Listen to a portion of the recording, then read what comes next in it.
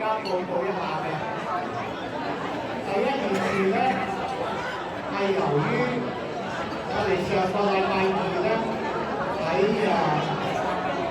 有一班人係開個會，係關於移民局嚟我哋台灣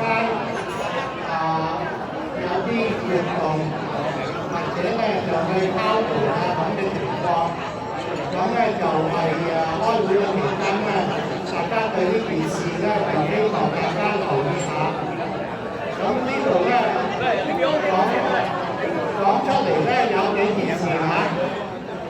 如果咧你哋大家如果發覺有移民嗰啲人嚟到喺附近活動咧，就向有關方面咧報告一下。特別咧，你如果係佢同你講嘢咧，就你要冷靜啲，唔好即刻走，因為咧變咗佢以為你係唔合法，就搞出有多少問題。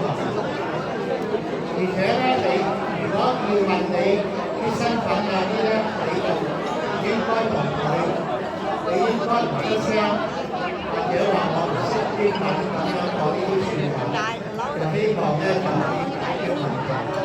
同埋咧，前進會佢哋有一張所謂權益卡，咁如果你哋需要嚟證明一下自己權益講下嗰啲嘢咧，可以向前進會攞張個卡。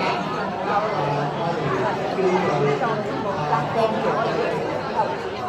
另外咧，如果有移民嗰啲人嚟到你哋考你哋嘅，